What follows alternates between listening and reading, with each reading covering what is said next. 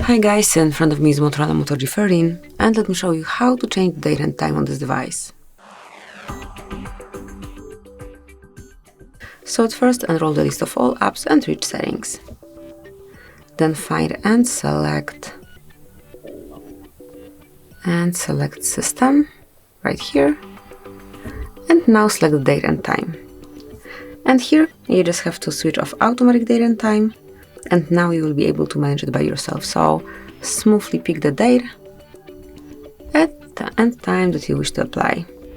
So that's it. This is how you can smoothly and easily manage date and time. Also, you can turn off automatic time zone and set it over here. So just pick the region and then time zone if available. So that would be all. Thank you for watching. Please subscribe our channel and leave the thumbs up.